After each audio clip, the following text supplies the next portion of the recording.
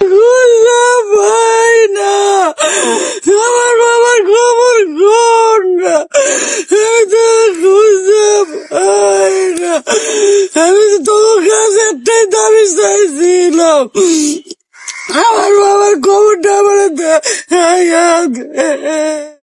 উনি কেন কাঁদছে জানেন?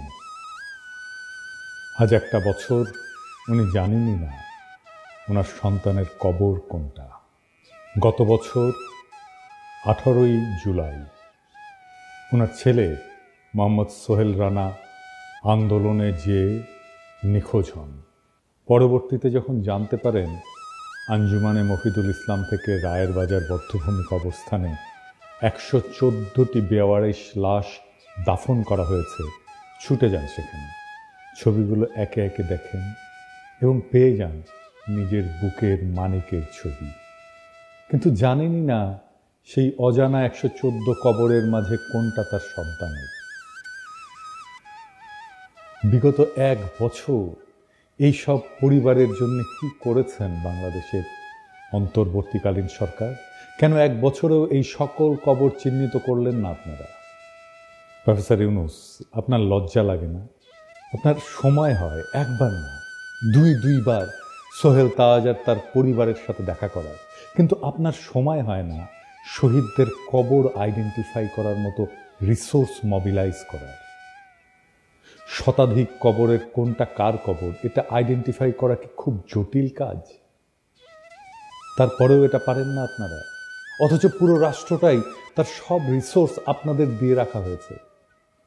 এই মায়ের অভিশাপ আপনাদের উপরে পড়ুক, আপনাদের উপরে, আপনাদের অথর্ব উপদেষ্টা মণ্ডলীর উপরে খোদার লানত পড়ুক।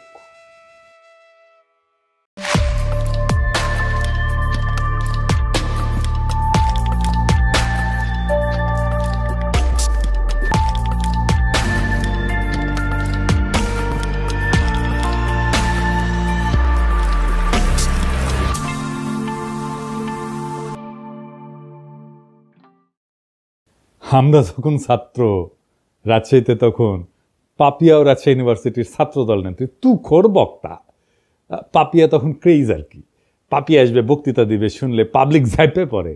আমিও খালি শুনি পাপিয়া নামে এক নেত্রী আছে, হেভি বক্তি মাঝারে, এ তো শোনা হয়নি কখনো। তো এর মধ্যে পলিটেকনিকে ইলেকশন হবে, আমি কাজ করতেছি দিন রাত, এটি আমাদের ক্যান্ডিডেট আছে, ভালো ক্যান্ডিডেট জিতবে আমরা জানি। হেভি গরম পড়িছে, রাজশাহীর গরম তো জানেন, চান্দি ফাটানো গরম।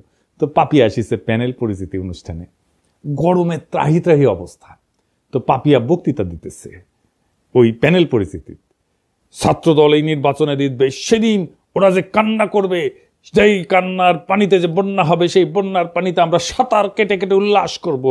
ওই যে গরম, ওই গরমের চাইতেও বেশি গরম নিয়ে আমরা বিজয়ী হব। এর মানে কি? সেই দিন বাগে খেয়েছে, তারপরে 36টা বসন্ত পার হয়ে গেছে, তাও গরমের চাইতে বেশি গরম, এই কথার মানে বুঝি নাই। আপনারা বুঝিছেন? হ্যাঁ, বুঝেন নাই? এই জন্যই কবি পুলক বন্দ্যোপাধ্যায় লিখেছিল, তুমি কি যে বলো বুঝি না, তোমার মুখের পানে চাহিলে আমি কিছু শুনি না। তুমি কি যে বলো বুঝি না। আল্লাহর কি অসীম কুদরত, কিছুদিন আগে এই গরমের উপরে থাকা কথাটার মানে বুঝেছি। এটা নাটকের ক্লিপ দেখে আপনারাও শুনেন। এই যে এটা আমার চেহারা ছবি মাশাআল্লাহ ভালো। তো যাই হোক, ক্যাবলা কোন দিকে? ক্যাবলা কি? আরে পশ্চিম। এইদিকে। এইরকম টেলিভিশন দেখি নাই, টেলিভিশনটা একটু ছাড়ো তো। এটা টেলিভিশন না। তাহলে এটা কি? এটা জানার আপনার দরকার নাই, গরম লাগলে খবর দিন। আমি তো গরমের উপরে সব সময় আছি। হ্যাঁ, পাপিয়া এখনো গরমের উপরেই আছে, বুঝছাও? তো ইলেকশনে ছাত্রদল জিতে নাই, ছাত্র ইউনিয়ন জিতেছিল। তো বিপি সহ কয়েকটা আসনে। এখন কইতে পারেন এই হারমোনিয়াম পার্টি ছাত্র ইউনিয়নে আবার জিতেছিল বিপি ইলেকশনে। ওই সময় মানে 90-এর ছাত্র ইউনিয়ন আলাদা ছিল। ওই সময় রাজশাহী কলেজে ছাত্র ইউনিয়নের ভিপি, পলিটেকনিকে ছাত্র ইউনিয়নের ভিপি, বিআইটিতে ছাত্র ইউনিয়নের জিএস, আর রাজশাহী মেডিকেল কলেজের ছাত্র ইউনিয়নের জিএস তো আমি ছিলাম। তো যাই হোক, পাপিয়া আবার বিএনপি হারানোর কোশিশ করিচ্ছে। দেখেন প্রবাসীদের ভোট নিয়ে কি বলে। থেকে এসে কেউ যদি মেম্বার হয় সেটাকেই মানতে চায় না। আবার প্রবাসী ভোটাররা রেমিটেন্স দেয়, তো তাদের পরিবারের জন্য তারা টাকা পাঠায়, তাদের পরিবার ভিটামাটি বিক্রি করে ছেলেকে বিদেশ পাঠায়, তো সে তার দায়িত্ব আছে তার পরিবারকে টাকা পাঠানোর। তার জন্য বাংলাদেশের রাজনীতিতে অংশ দিতে হবে, ভোটার বানাতে হবে। কে বলছে? বাংলাদেশের সুখ দুঃখ একটা নিরাপদ জায়গা থেকে তারা প্রতিবাদ করে। আমাদের মতো রং পানি থেকে, রিমান্ড থেকে, লোহার রড থেকে থেতলা করা, আর পুলিশ পিটানি, আর দিনের পর দিন 40 দিন 50 দিন থানা ও থানা করে বেঞ্চের উপর বসায় রেখে রিমান্ড কার্যকর করা, এগুলো কি প্রবাসী ভোটাররা কখনো তারা কি ভুক্তভোগী? তো ভুক্তভোগী না তো ভোটার ভুক্তভোগী হতে যাবে কেন? ভোটার অংশগ্রহণ হতে যাবে কেন? এগুলো মাঠ থেকে কি সুপারিশ আসে এটা আগে বুঝতে হবে। বিএনপির রিজভি ভাই কইছিলেন আওয়ামী লীগে কি একটা ভদ্রলোক নাই, কিন্তু রিজভি ভাই এরকম মূর্খ আর উন্মাদকে কেন দলে রাখিছেন? ও তো রাজনীতির কিছুই বুঝে না। ওর মাথাত কেউ ঢুকেছে প্রবাসীরা বিএনপি ভোট দিবে না, আর ওই সারিন্দা বাজানো শুরু করেছে প্রবাসীদের ভোটই দিবার দিবি না, যাতে যেন বিএনপি জিতে। প্রবাসীরা জেল জুলুম সহ্য করে না, তাই ভোট দিবার পারবে না। হ্যাঁ, ওই এখনো গরমের মধ্যে আছে। আমাক কয় সকলে, দাদা ও কিছু কবেন না। কি আর কমু, ওর মাথার স্কুপ কুটি খুলে পড়েছে, ওটা খুঁজে দেয় না, ওটা খুঁজে দেওয়া লাগবে, তাহলে ঠিক হয়ে যাবে সব। বেশি গরম পড়েছে বোধ হয়। তো এর মধ্যে হয়েছে কি, চট্টগ্রামের বাঁশখালী ওই এক এনসিপির সংগঠনকে মাইরে একেবারে ফাইটে ফেলিছে বিএনপি, যে দেখেন নাম। তো এনসিপির নাসির পাটোয়ারি ও আবার নাকি বারবি কয়, তোর বক্তব্যের জবাব সালাউদ্দিন দিছে ওই হাত তুলে, গায়ে হাত তুলে মাইরে পিটে। আমরা কিছু কইছিলাম, আমার ওই জুতা মারিছিল না লোকজন, ওই মারিছে। এবার আমরা গেলাম মারবি কলে সালাউদ্দিনের লোকজন। শিবরাত্রির বডিগার্ডকে তো নিয়মিত তোষণ কইরা ওই ফজো পাগলা আর ওই যে ইন্ডিয়ান চ্যানেলে যে দেশবিরোধী বক্তব্য দেয় রুমিন পাড়ানা এবং প্রবাসীদের অপমান করে পাপিয়া, এই সমস্ত ঘটনায় আমরা এখন যদি ধরে পাপিয়াক বাম্বু দিই ক্যাঙ্কা হবে। এক নাসির পাটোয়ারি একটা রাজনৈতিক বক্তব্য দিছে, শুরু হয়ে গেল প্রকাশ্যে হামলা। চরমনাইকে সালাউদ্দিন সাহেব বলছে চরের দল, আর কয়েকটি দল সোহরাওয়ার্দী উদ্যানে জনসভা করেছে, বলছে সংসদের নিম্ন কক্ষে অনুপাত চাই, উচ্চ কক্ষে অনুপাত চাই, অনুপাত ছাড়া নাকি বাংলাদেশে নির্বাচন হবে না। যারা এই কথা বলছে তারা একটা চোরের দল। তারা কখনো একটি আসনও পায় নাই, একটা মেম্বার চেয়ারম্যানও হইতে পারে নাই। শেষ পর্যন্ত একটা সিটি কর্পোরেশনের নির্বাচনে আওয়ামী লীগের অধীনে নির্বাচনে গেছে, সেই নির্বাচন আমরা বর্জন করেছিলাম, সেখানে একটা দন্ত মোবারক শহীদ হয়ে গিয়েছে। যুদ্ধ ছাত্রদের মুতে ভাসাই দিতে চাইছিল। এগুলো কি? এই কথা বললে একেবারে স্যাট করে উঠলে হবে। 16 বছর চৌদনের উপরে থেকে সালাউদ্দিনের মতো নেতারা ছাড়া হয়ে গেছিল। কক্সবাজারের নাকে খদ দিয়া বদিয়ার বাইটটা জাফরের ভয়ে রাজনীতি করিছে, ওগুলো জানি না আমরা। আর আজ জুলাইয়ের এক তরুণের রাজনৈতিক বক্তব্যের জবাব দিচ্ছে গায়ে হাত তুলিয়া, গাড়ি বাওয়ারে হামলা কইরা, পথসভার মঞ্চ ভেঙে দিয়া। এই বিএনপি বড় বড় নেতারা খুব হুঙ্কার দেয়, কিন্তু শহীদ সালাউদ্দিন কাদের চৌধুরী ফাঁসির পরে সারা দেশে একদিন হরতাল দিতে পারে নাই। চট্টগ্রামে আধা বেলা হরতাল ডেকে দায়িত্ব সারিছিল, এখন এদের র্যাডম বেরিয়েছে, আর্কিলিস হয়ে গেছে। এইসবের পরিণতিকালে খুবই খারাপ হবি। রাজনৈতিক প্রতিপক্ষকে ডিল করা শিখেন, যাদের দয়া পলিটিক্যালের সাহস ফিরে পেয়েছে তাদের কটু কথার সমালোচনা সহ্য করা শিখেন। জুলাই একটা বড় দল, আওয়ামী লীগ আপনাদের চাইতে বড় দল ছিল, ওর দিছে বাচ্চারা, দিল্লি পাঠিয়ে দিছে। এমন আর একটা পরিস্থিতি তৈরি করেন না, আপনাদের কলে যাওয়ার জায়গা নাই। বড় দলের অভিভাবক সুলভ আচরণ হবে, দয়া এবং ভালোবাসা দিয়া। আপনারা নিজেদেরকে রাজনৈতিক প্রতিপক্ষ ভাবেন, মাথায় যদি নিজেদের বয়স্ক মুরব্বী আর তাদের বাচ্চা ভাবেন, তাহলে ভাই আপনারা রাজনীতি করতে পারবেন না। আবার বিএনপি লেসপেন্সার গুলা করছে কি যে ছেলেটা নাকি লিক করতো, অথচ হয়েছে জুলাই বিপ্লবের সক্রিয় অংশগ্রহণকারী এবং আহত যোদ্ধা। গত জুলাই সে মাথা এবং পায়ে ছলরা গুলি খাইছিল এবং আহত পরে এই ব্যাপারটা সরকার কিন্তু যাচাই করছে, লাইভ এসে জুলাই যোদ্ধা কার্ড দেখাইছে যে দেখেন।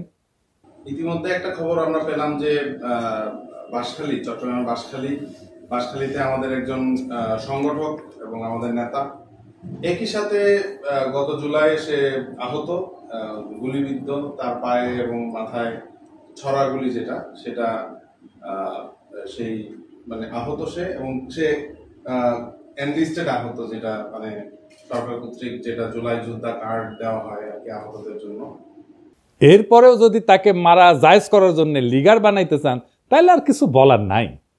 হ্যাঁ, আওয়ামী লীগের সাথে যে আচরণ করেছিলাম আমরা, আপনাদের সাথেও সেটা শুরু করব, এবং এটা করলে আপনাদের চটি বাটি গোল হয়ে যাবে, কয়ে দিলাম আগে থেকেই। আবার দেখেন বিএনপির এক যুব নেতা স্লোগান দিচ্ছে, তুমি কে আমি কে বাঙালি বাঙালি। শুনুন।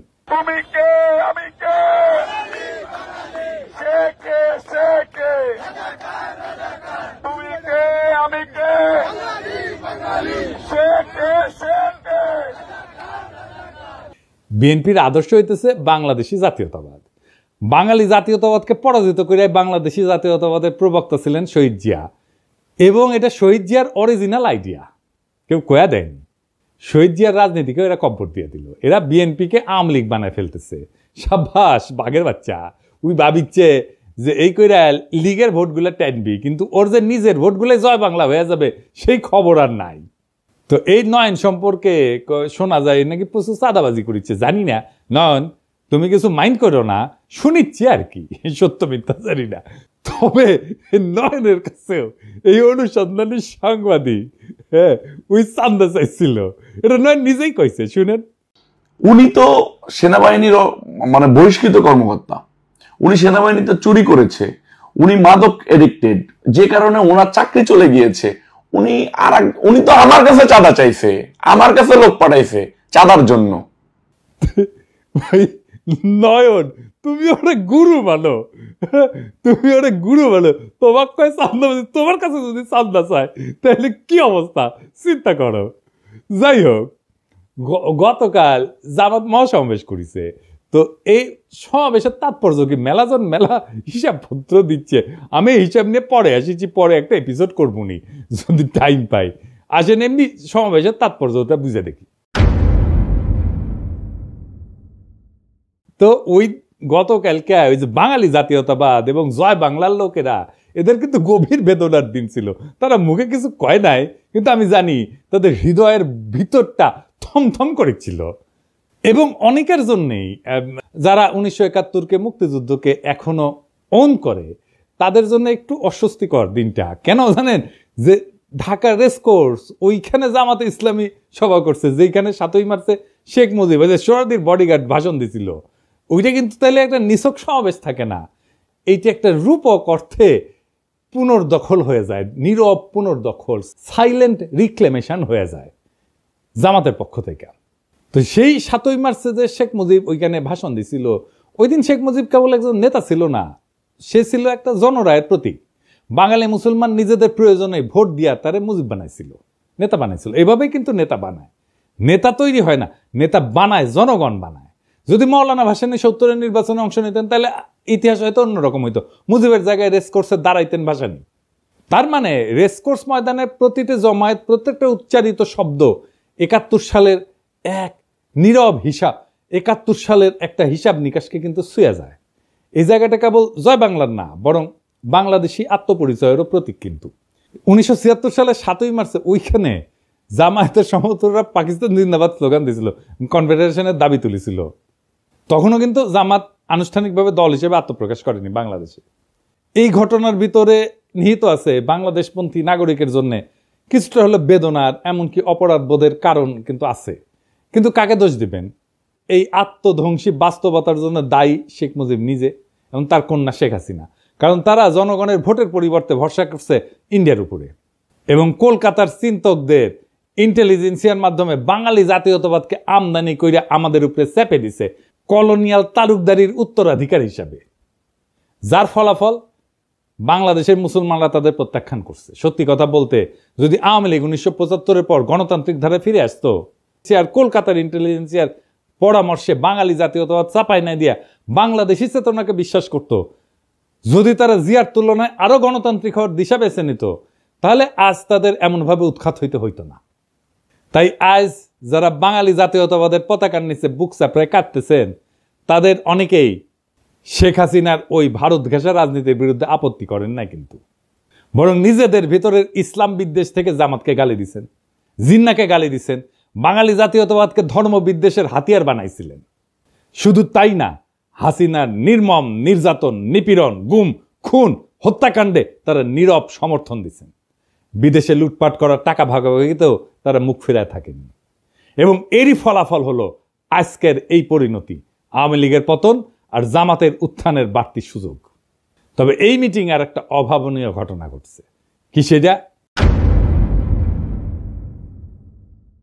জামাতের আমির, আমার অত্যন্ত পছন্দের বড় ভাই, তিনি 2 বার বক্তৃতা দিতে গিয়ে কোলাপস করে পড়ে গেছে। এইটা কি একটা রাজনৈতিক দলের নেতার জন্য কাম্য একটা বিষয়, কাম্য ঘটনা? এর ফলে কি জামাত আগাইলো না পিছাইলো? জামাতের কি দুর্নাম হবে? ওনার কি নেতৃত্বের সামর্থ্য নিয়ে প্রশ্ন উঠবে? না, এতে ওনার জনপ্রিয়তা বাড়বে। হিসাব করে দেখেন কারণটা কি? এতে একটা আবেগের সংহতি তৈরি হয়। নেতা যদি হঠাৎ অসুস্থ হয়ে পড়ে, জনগণ তাকে রক্ত মাংসের মানুষ হিসেবে দেখতে শুরু করে এবং একটা সহানুভূতির ঢেউ তৈরি হয়। মানুষ মনে করেন তো দেশের জন্য এরকম করছেন, এই অনুভূতি কাজ করে। এইভাবে কোলাপস করলে তাকে একজন ত্যাগী যোদ্ধা হিসেবে তুলে ধরে। দেখো দেখো দেশের জন্য কতটা কষ্ট করতেছেন, এই বার্তা ছড়ায় পড়ে। পলিটিক্সে সবাই কথা বলে, কিন্তু সবাই কথা বলার মতো থাকে না। আর যখন কেউ কথা বলার মাঝখানে হঠাৎ এইভাবে নিঃশ্বাস হারায় ফেলেন, তখন মঞ্চ কেঁপে ওঠে। একটা শরীরের পতনে তখনই শুরু হয় এক নতুন ধরনের রাজনীতি। না, আমরা বীরত্বের কথা বলতেছি না, বলতেছি ভাঙনের মধ্যে দিয়ে উত্থানের কথা। যখন নেতা কোলাপস করেন, তখন তিনি কেবল মাটিতে পড়েন না, তিনি পড়ে যান মানুষের হৃদয়ের গভীরে। শফিক ভাই এইভাবেই হৃদয়ের গভীরে পড়ছেন। যেটা ঘটছে আমরা দেখছি, একটা জনসভা, লক্ষ লক্ষ মানুষের ভিড়, নেতা কথা বলতেছেন, সরাসরি আগুন জ্বরা ভাষণ, হঠাৎ থেমে গেলেন, নিঃশ্বাসের শব্দ বেড়ে যায়, 1 পা 2 পা করে, তারপরে ধপাস করে পড়ে গেলেন মঞ্চেই। অনেকে চিৎকার করে উঠছেন, কিন্তু তিনি কি সত্যি পড়ে গেছেন নাকি ঠিক তখনই তিনি মানুষের হৃদয়ে উত্থান করেন? আমি কয়েকটা আন্তর্জাতিক ঘটনার কথা বলি। রবার্ট এফ কেনেডি ভাষণ শেষে গুলিবিদ্ধ হয়ে মঞ্চে পড়ে যান। কোনো রাজনৈতিক প্রতীক কখনো এত রক্তে জন্ম নেয়নি। তার জন্য পোস্টার ছাপা হয়, এতেই উনার জনপ্রিয়তা আকাশচুম্বী হয়ে যায়। রাজনীতি মানে কিন্তু পারফেকশন না। মানুষ চায় একজন তার মতো একজন মানুষ, তার মতো একজন ভাঙা নেতা, যে তার মতো কষ্ট পায়, যে তার মতো কাঁদে, যে তার মতোই ভালনারেবল। এটাই হিরোইক সাফারিং এফেক্ট। নেতা যদি ভোগে, জনগণ তাকে ভালোবাসে। ফরাসি চিন্তাবিদ জালুক ন্যান্সি, উনি বলছিলেন, যে শরীর কষ্ট করে সেই সত্য বয়ে আনে। আর জর্জিও আগাম্বেন উনি বলছিলেন, the moment the sovereign body collapses, the political soul rises. তাহলে প্রশ্ন দাঁড়ায়, নেতা যখন পড়ে যায় তখন কি উঠে আসে? উঠে আসে ক্ষমতার নতুন ভাষা।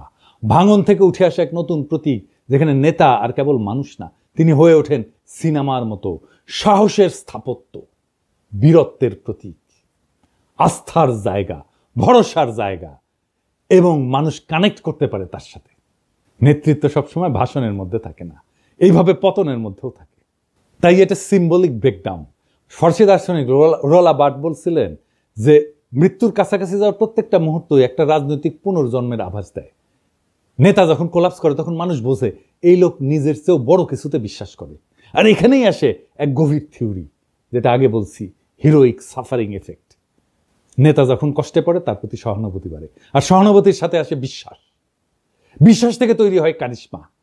জার্মান সমাজবিজ্ঞানী ম্যাক্স ওয়েবার বলছিলেন, কারিশমা হচ্ছে এক ধরনের ঐশ্বরিক বা অতিপ্রাকৃত বৈধতা, যা দুর্দিনে প্রকাশ পায়। নেতার শরীর যখন হার মানে, মন তখন কথা বলে, আর মনই তখন জনগণের সাথে একাত্ম হয়ে যায়। সুতরাং নেতা যখন তার ভাষণের মঞ্চে পইরা যান, তখন আমরা যদি দুঃখ করি, তাহলে কিন্তু আমরা ঘটনাটা বুঝি না। আর যদি ভাবি উনি দুর্বল হয়ে পড়ছেন, তাও ভুল। কারণ নেতা আসলে তখনই সবচেয়ে শক্তিশালী হয়ে ওঠেন। তখন তার শরীর চিত হয়ে পড়ে থাকে, আর জনগণের মন তার দিকে ঝুঁকে পড়ে। রাজনীতি কেবল শব্দের খেলা না, এটা কখনো কখনো শরীর ভাঙার বিনিময়ে মন জয়ের কাহিনী। শফিক ভাই মানুষের মন জয় করে ফেলছে। উনি মন জয় করার মতোই মানুষ, একজন অত্যন্ত উঁচু মনের মানুষ, একজন অত্যন্ত ক্যাপাবল লিডার। শফিক ভাই দ্রুত আরোগ্য লাভ করেন, আবার রাজনীতির মঞ্চে ফিরে আসেন। আমাদের অনেক কাজ করতে হবে একসাথে, সেই কাজে শফিক ভাইকে দরকার, শফিক ভাইয়ের মতো নেতা দরকার, শফিক ভাইয়ের মতো মুরব্বী দরকার। আমরা চাই আমাদের নেতা আমাদের মতোই হোক, আমাদের মতোই রক্ত মাংসের মানুষ হোক, আমাদের মতোই দুঃখ পাক, আমাদের মতোই কষ্ট পাক, আমাদের মতোই কান্না করুক, আমাদের মতোই ভালনারেবল হোক। আমাদের রাজনীতিতে সেই রকম নেতা সবাই হয়ে ওঠেন। আমরা সেই কামনা করলাম সেই নেতারাই আগামীর বাংলাদেশ নির্মাণ করতে পারবে। সেই দিনের অপেক্ষায় আমরা থাকলাম। আমরা সেই দিন একসাথে আবার সেই বিপ্লবকে পুনর্নির্মাণ করব, আবার সেই বিপ্লবের স্বপ্নে আমরা নতুন বাংলাদেশ গড়ে তুলব।